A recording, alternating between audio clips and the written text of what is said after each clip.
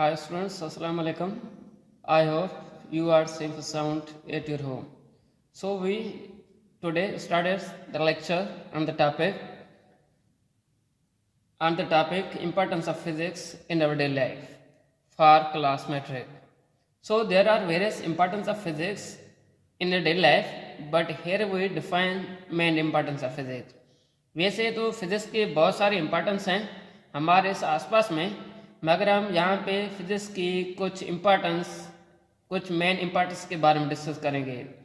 So first of all we have the branch of physics whose name is electricity.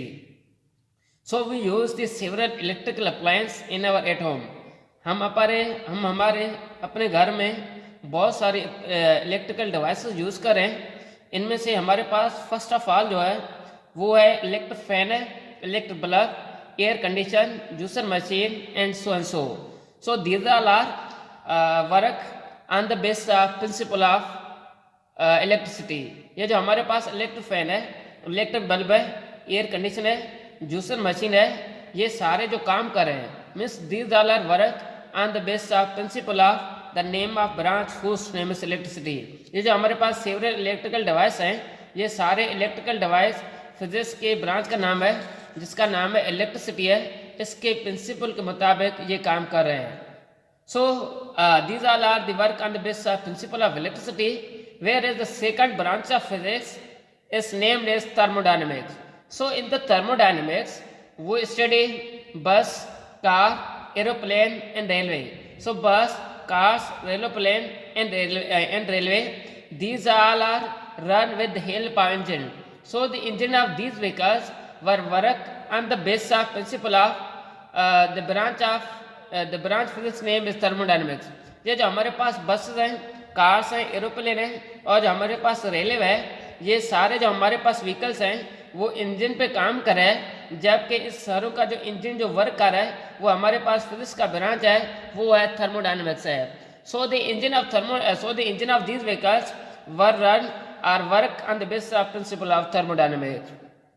So these above devices work on the engine and the engine of this device work on the basis of principle of thermodynamics. ये जो हमारे पास सारे device vehicles हैं, ये सारे vehicles जो engine पे काम कर रहे हैं, जबकि इस सारे इंजन्स की जो हमारे सारे व्हीकल्स की जो इंजन्स है वो हमारे फिजिक्स का ब्रांच है जिसका नाम है थर्मोडायनेमिक्स है.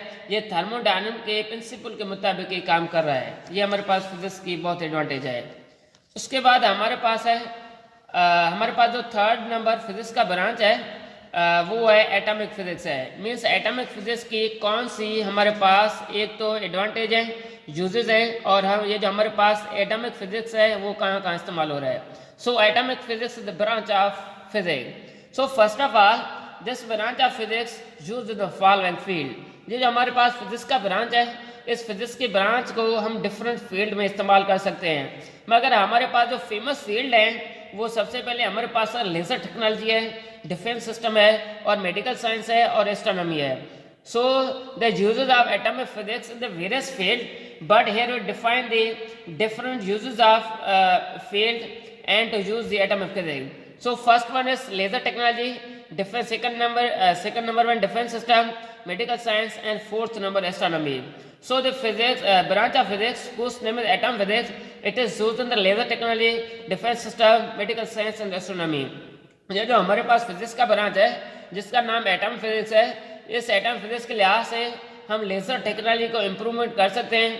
इस एटम फिजिक्स के लिहाज से हम अपने डिफेंस सिस्टम को डेवलप कर सकते हैं. इस एटम फिजिक्स के लिहाज से हम मेडिकल साइंस को इम्प्रूवमेंट कर सकते हैं. इस एटम फिजिक्स के लिहाज से हम एस्ट्रोनॉमी को भी इसके बारे में इंफॉर्मेशन ले सकते हैं. सो हमारे पास दूसरा है फिजिक्स एंड टेक्नोलॉजी. फिजिक्स और टेक्नोलॉजी के बीच में कौन सा रिलेशनशिप है. हमारे पास new physics give the new rise technology. ये जो हमारे पास न्यू फिजिक्स है, जब भी किसी फिजिक्स का कोई ब्रांच क्रिएट होता है या डिस्कवर होता है, इसकी डिस्कवर होने की वजह से हमारे पास एक न्यू टेक्नोलॉजी बन जाता है. सो हमारे पास फर्स्ट ये है when we study the silicon chip. जब साइंटिस्ट ने और जब फिजिक्स ने सिलिकॉन चिप्स के बारे में स्टडी करना स्टार्ट किया तो उन लोगों ने क्या देखा, जब हमने स्टडी कर लिया उन लोगों ने देखा इसकी स्टडी की वजह से, मीन्स सिलिकॉन चिप्स की स्टडी की वजह से हमने सेमीकंडक्टर बना लिया। इस सेमीकंडक्टर के स्टडी की वजह से हमने स्पेशली लैपटॉप बना लिया, और हमने टीवी बना लिया, हमने मोबाइल बना लिया, हमने लीड बना लिया। मेरे कहने का मतलब ये है, जब साइंटिस्ट ने, जब फिजिक्स ने सेमीकंडक्टर के बारे में स्पेशली स्टडी किया, इस सेमीकंडक्टर के स्टडी के दौरान साइंटिस्ट ने ये कहा, हमने स्टडी तो ये किया, मगर इस सेमीकंडक्टर के लिहाज से हमने स्पेशली लैपटॉप बना लिया, इस सेमीकंडक्टर के लिहाज से हमने मोबाइल बना लिया, इस सेमीकंडक्टर के लिहाज से हमने टीवी बना लिया, इस सेमीकंडक्टर के लिहाज से हमने लीड बना लिया, और इसको हम नाम देते हैं फिजिक्स एंड टेक्नोलॉजी। उसके बाद हमारे पास जो बेस्ट नंबर एग्जाम्पल है, उसके बाद हमारे पास बेस्ट जो एग्जाम्पल है वो है इलेक्ट्रोमैग्नेटिक वेव। सो जब साइंटिस्ट ने इस इलेक्ट्रोमैग्नेटिक वेव के बारे में स्टडी किया, साइंटिस्ट ने ये देखा, ये तो इलेक्ट्रोमैग्नेटिक वेव के लिहाज से हमने वायरलेस कम्युनिकेशन बना लिया, हमने वाईफाई बना लिया, हमने इंटरनेट बना लिया। सो इस वेव के लिहाज से एक तो हमारे पास वायरलेस कम्युनिकेशन बन गया, जिसको किसी वायर की जरूरत नहीं पड़ रहा, हमने वाईफाई बना लिया, हमने इंटरनेट बना लिया। सो साइंटिस्ट ने किसकी वजह से ये वायरलेस कम्युनिकेशन और वाईफाई और इंटरनेट बनाया, वो स्पेशली इलेक्ट्रोमैग्नेटिक वेव के लिहाज से इसने जो है ये हमारे पास फैसिलिटी जो बनाए हैं वो स्पेशली ह्यूमन काइंड के लिए बनाए हैं। उसके बाद हमारे पास थर्ड नंबर है, जब साइंटिस्ट ने इलेक्ट्रोमैग्नेटिक इंडक्शन बना लिया, इलेक्ट्रोमैग्नेटिक इंडक्शन के बारे में स्टडी किया, इस इलेक्ट्रोमैग्नेटिक इंडक्शन के लिहाज से साइंटिस्ट ने या फिजिक्स ने अल्टरनेट करंट बना लिया, ट्रांसफर बना लिया, जनरेटर बना लिया। सो मेरे कहने का मतलब ये है, जब फिजिक्स ने इसके बारे में इंफॉर्मेशन लेने की कोशिश की, इसके नतीजे में हमारे पास अल्टरनेटिव करंट बन गया, इसके नतीजे में हमारे पास ट्रांसफर बन गया, इसके नतीजे में हमारे पास जनरेटर बन गया। सो ये हमारे पास फिजिक्स की importance of physics in daily life थे। Whereas second one is need of technology give rises to new physics। मेरे कहने का मतलब ये है, ये जो हमारे पास टेक्नोलॉजी है, कभी कभी क्या होता है, टेक्नोलॉजी पहले आ जाता है और फिजिक्स का ब्रांच फिर क्रिएट हो रहा है, कभी कभी क्या होता है, फिजिक्स का ब्रांच पहले आ जाता है और टेक्नोलॉजी फिर क्रिएट हो रहा है। So here we are written the need of technology give rises the new branch of physics। सो सबसे हमने क्या किया, हमने सबसे पहले स्टीम इंजन बना लिया। जब हमने देखा, साइंटिस्ट ने या फिजिक्स ने देखा, ये जो हमारे पास स्टीम इंजन है, स्टीम इंजन की एफिशिएंसी बहुत कम है और वो बहुत टाइम लग रहा है काम करने में।